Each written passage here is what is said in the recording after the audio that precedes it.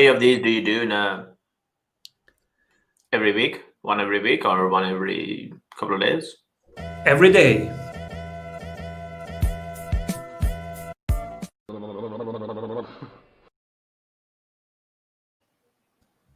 Welcome back to the Strategy Sprints podcast. I'm your host, Simon Severino, and today my guest is the founder of Question Pro.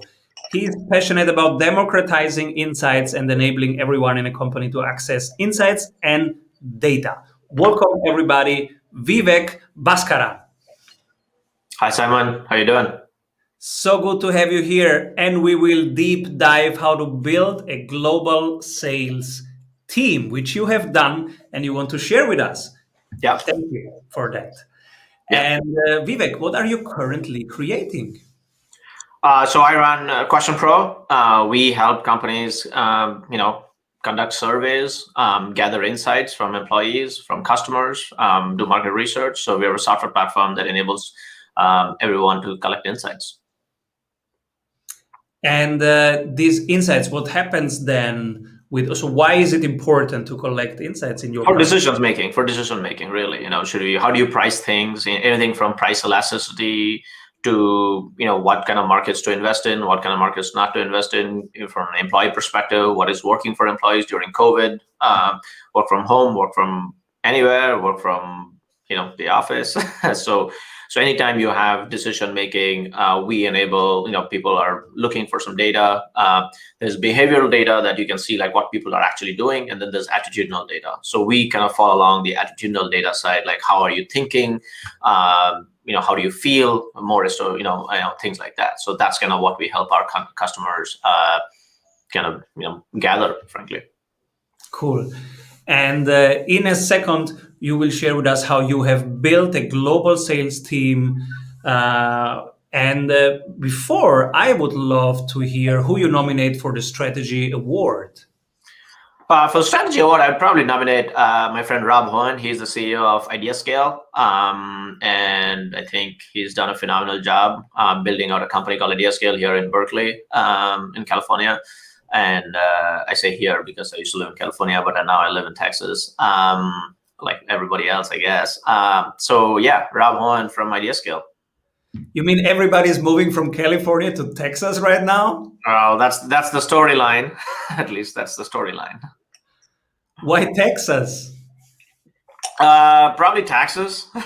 so that's kind of in the States, at least, there's different taxation in different states. So probably that's kind of the big reason why people are moving, and so that's probably the primary reason, I think. And are you staying all in one cluster, or are you spreading around? That's a good point. I think most of the people are moving to Austin. So yeah, it is a little cluster. Austin's become like a small little kind of mini kind of tech hub here in Texas, at least. I had so many guests. You asked how many guests we have per week. We have 5 guests per week. I had 200 guests, and I think every single one that was from California said that they were just moving out. Yeah. Either it's Austin or Denver or anywhere. Frankly, those are or Salt Lake City. There's lots of people moving out of California. Yeah. And it's just accelerated, obviously, with the pandemic. It has accelerated. So we, although fair point, we actually moved out before the pandemic. We moved out about 2 years ago. Beautiful. And it's not needed anymore to be there in order to have impact there and to use what is this beautiful amalgamation of talent and tech and network, right? Yeah, I mean, for sure. I mean, even with the pandemic, it is in the last 6 months, it has obviously accelerated. We have kind of gone work from anywhere, really. Even for our company, we used to have an office in India. We have an office in Austin, and everywhere else, and Mexico. But we've gone right now. We hire people anywhere and everywhere. So, quite frankly, at least for tech, I think it doesn't matter if you're in a digital workspace. Then I think that at least for the next year or two, I think we don't anticipate even having an office. So we don't have an office. We used to have an office. We shut it down, and all of us are working remotely right now. So I think that's a very interesting time. We had one guest. He said, "Hey Simon, I'm on Venice Beach right now, and you have taken this picture, and the background is Venice Beach. I'm seeing this from my window. Right. So, would you like to live in California?" And then I said to him, "Yes, I love California, and I am living it right now. It's just I'm living it in Vienna. That's right. That's I right. can You can live look. it wherever I am." Exactly. Exactly. And in fact, he said, "Okay, keep it as it is. Don't come here because it's not like It's this not safe. anymore." It's not safe anymore. Southern California is pretty in a pretty bad shape right now. So, yeah, absolutely, absolutely. All right, building a global sales team. Tell us, what was the context? What was the challenge? Yeah, so if you think about it, we are a B2B SaaS platform, so we have to build a team for selling. We're not, you know, it still requires, it's not a completely point click buy solution. People want to do a demo, they want to talk about it. And so we had the challenge. We said like, okay, we want to sell globally. Obviously, it's a SaaS platform. There's no particular market. And instead of kind of saying that we're going to be, US centric, we wanted to be, completely global, realistically, right? So that was the challenge. We started off actually building a team in India that had kind of like, we kind of started off there, and we found a couple of really good guys that took on the challenge of completely, it works for us partly because we are selling online and everybody is online and our solution is online, everything's online realistically, right? So the biggest challenge was putting together a system for kind of, how do you source inbound leads, and then going, walking people through the funnel, and closing deals. So it's, I'd say it's like it's not rocket science, frankly, but putting a system together, whereby you could segregate by markets, North America, South America, Europe, APAC. So that was the first level of segmentation we did. Then the second thing was lead generation. Every B2B SaaS platform has a problem with lead generation. That's kind of like probably number one kind of issue. We kind of solve that by just doing, obviously doing SEO and marketing realistically, right? So SEO and content marketing is our primary vehicle. SEO and primary marketing are our primary vehicle right now, for doing this. So Which marketing activities did you try and which one did work best? Because everybody right now is thinking, oh, should I do LinkedIn? Should I do ads? Should I do a podcast? What should I do? Right. So I think I think we've been in business for almost 15 years. I've tried almost nearly everything. Starting from, at one point, we were paying 50 grand a month to Google AdWords.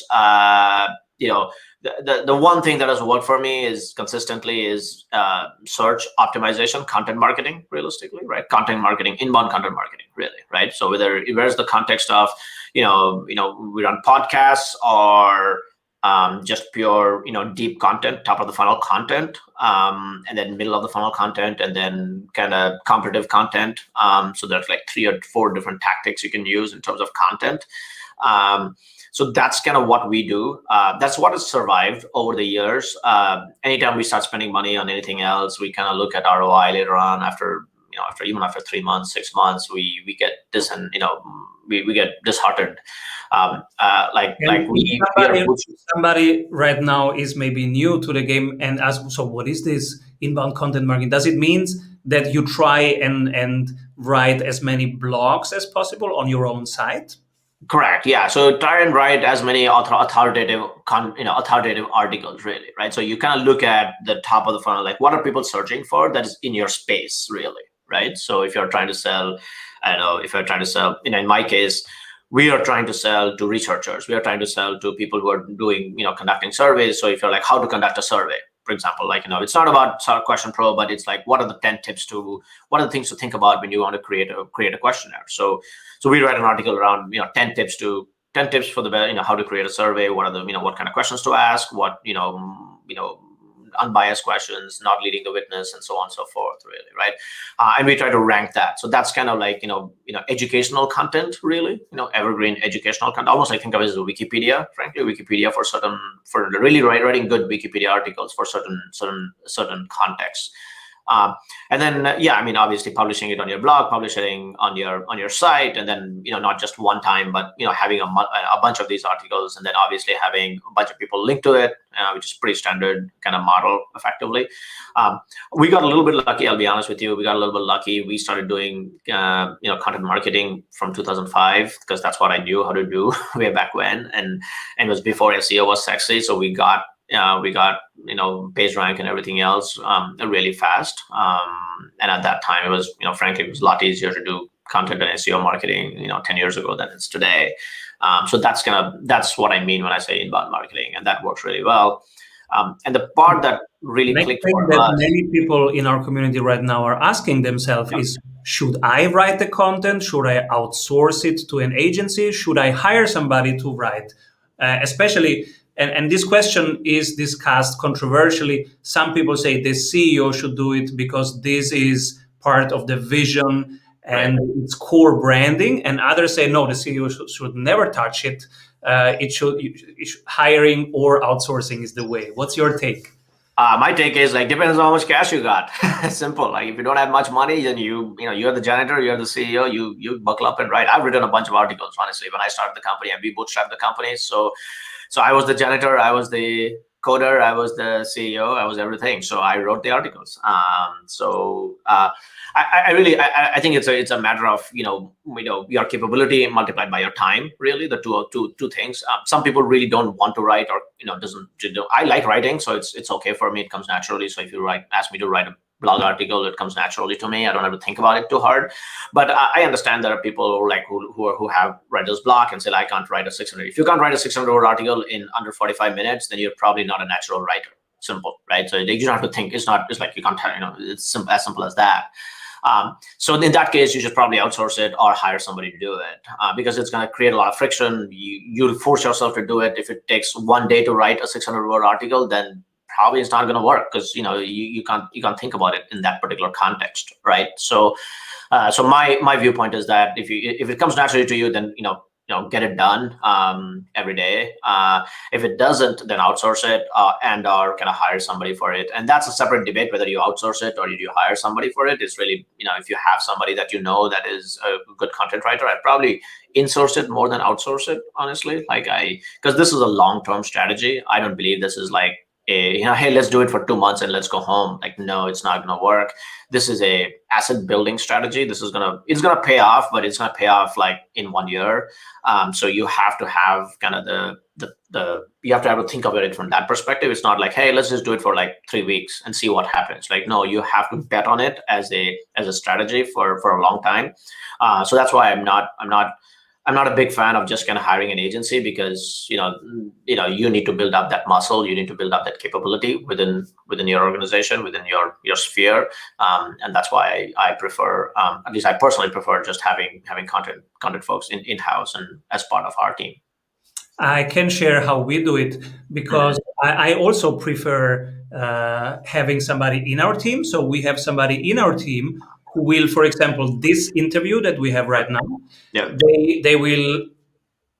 we pay a transcribing app to do the first transcription, but then my team goes over it, does the editing, does a nice picture, and bring a nice structure to it, and it will become a long form article. Perfect. On our website, which in theory increases SEO. We are not great at it, but in theory, that's the content game. Yeah, that's baseline, right? And if you think about it, if you to keep doing this, then you're building this massive content base, really, right? And what I like about SEO is really the return on that is long term, right? So it's not just one campaign, right? So you spend 50 grand on a campaign, or 10 grand, or even 5 grand on a campaign, then once your campaign's done, you're done, right? With SEO, really, it's evergreen. So if 5 people show up, it's okay. If 5 people a month showed up because of this article, but 5 people are going to show up next month, the month after, the month after, and the month after, really, right? So it's an asset. I look at it as an asset development exercise rather than a kind of a campaign of sorts.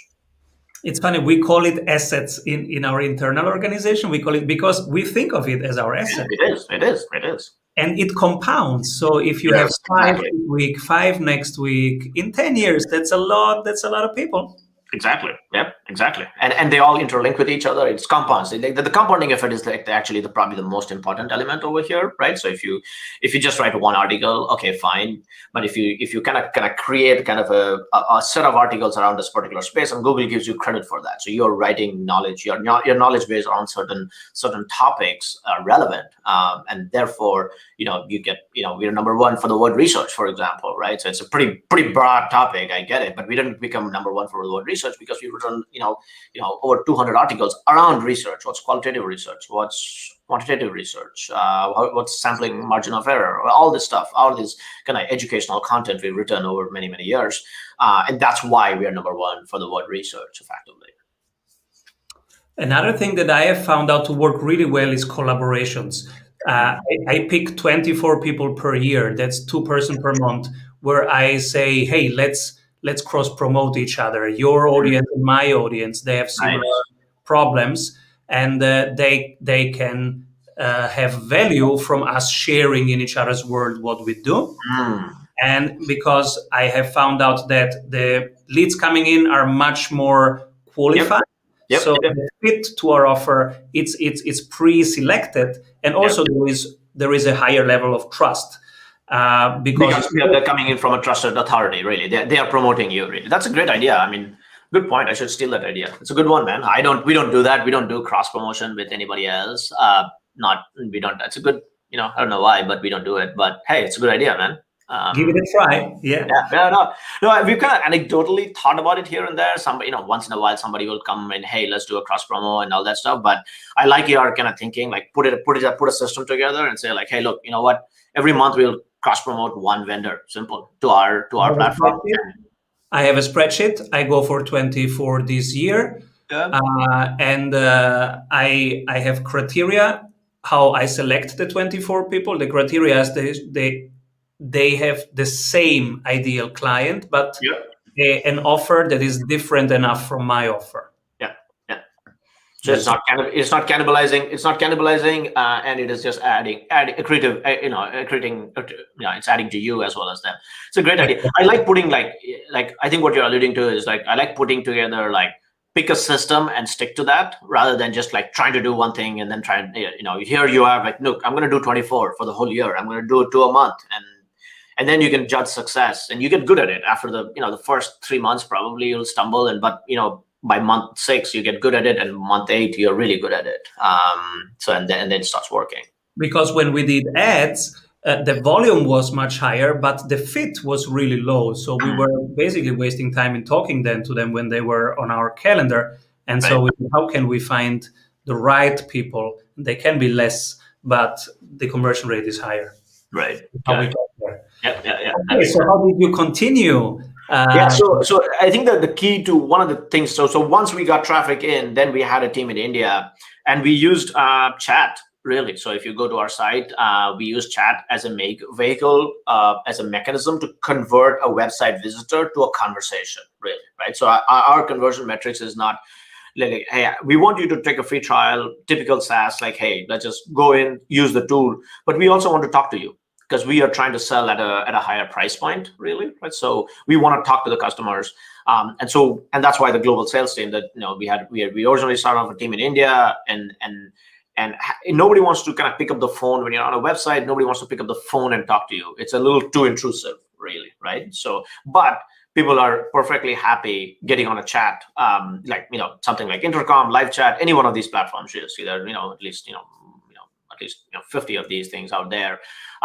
So that's kind of was our ticket to, I'd say ticket to success, is because we just didn't rely on kind of online conversions, really, like, hey, come buy, go through a funnel process, but we kind of injected a human element to that. And it was not very intrusive, but yet it was human.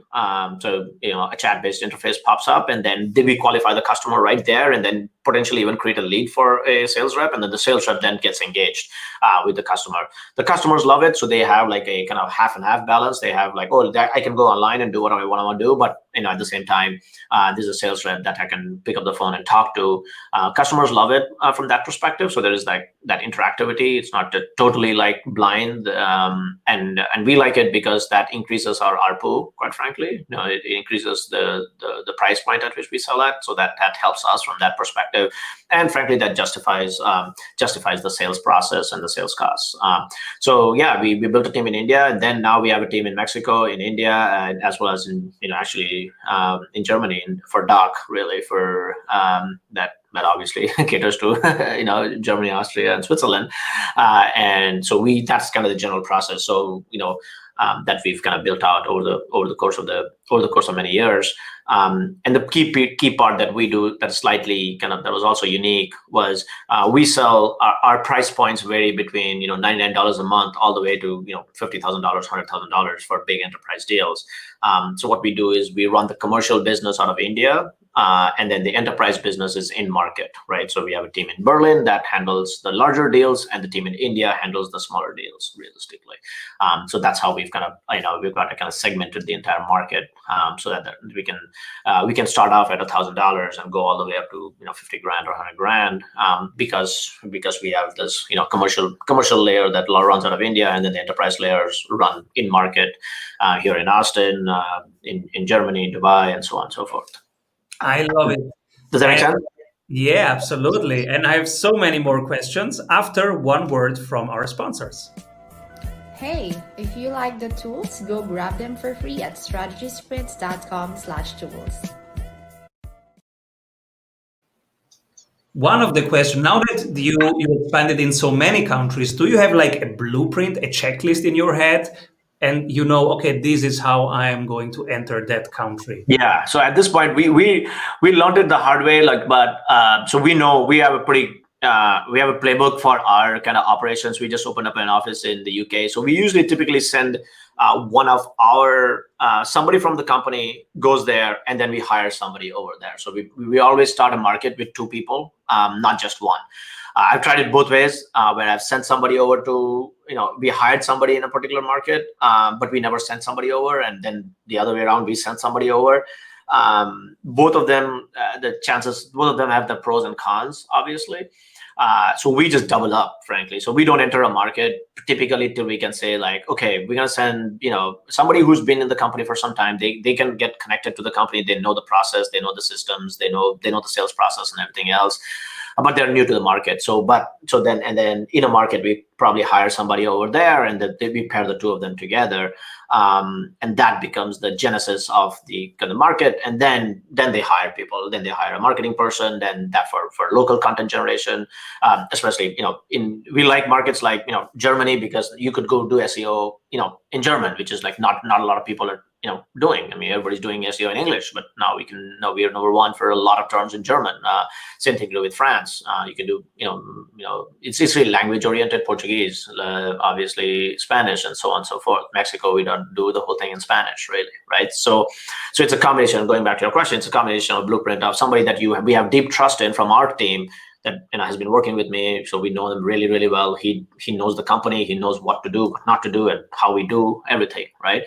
And then we pair them up with somebody from the outside. They're like, okay, they are local in market, and the 2 of them work together to build out a particular market. That's how we've kind of run the playbook so far. This is wonderful, and everybody listening here, you should stop, go back, and write down this checklist, because this is how you can enter and systemize and dominate markets. This is beautiful. Thank you for sharing. Yep. Also, what are the 3 books that influenced you most? So I think from a business perspective, it's kind of Principles by Ray Dalio. I think it's a big ass book, but I think everybody should read it. Everybody's trying to do something in this world. It's kind of a tough read, but I really like it. And the second book would be The Happiness Project. It's not a business book. It's more of a personal kind of like happiness, about how to bring about happiness around yourself. So that's how did it change your life, the happiness book? I think my personal relationships, like instead of complaining about the fact that what my wife does or doesn't do, you kind of look inwards rather than look outwards. That's kind of the key part. which probably any therapist or anybody would tell you, but obviously the book is a lot cheaper than a therapist. So from that perspective, it's a good deal.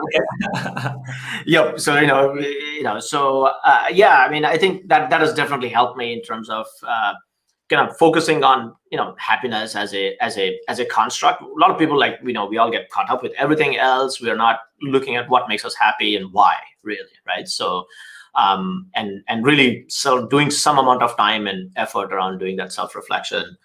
And the third book, I would say, is not a business book, is not anything. It's a book called Where the Crawdads Sing. It's just a kind of obviously a fiction book, but I like it because it's written in the context of kind of poverty in America and kind of humanity and poverty in America, really. So everybody thinks that in the States is everybody's rich and everybody's great, but it's not true. There's poverty here, and I think at least to me it was very at least emotional as I read through that. So it's not a business book, but it's all right. It's still one of my. I would strongly recommend. It's a good read, actually. So, who should book you, and where can they find you? On LinkedIn. I mean, I guess I'm not on Twitter or Facebook. I for some reason I never got into it. So people can find me on LinkedIn. So LinkedIn, my name, just go search it by, I can send you the link to my LinkedIn, I guess, profile. That's probably the best way. I'm on LinkedIn all the time, so that's where I am. Who should be my next guest? Probably either Rit, who's the CEO of Trama UI, or Romy Mahajan. He's a marketer. He's a friend of mine from Seattle. So one of those two guys. I can obviously do introduction to both of them. Both of them would be an interesting conversation with you, really. Is there anything I forgot to ask you? No, I mean, it's just a fun conversation. I mean, it's good bantering. So thank you for the fun times. Thank you so much for being on the show, Vivek, and come back soon, my friend. Yes, sir, I will. Avoid trying to do thousands of things that doesn't work. We have 274 templates for your business success. Reach your ambitious goals with one-on-one sprint coach.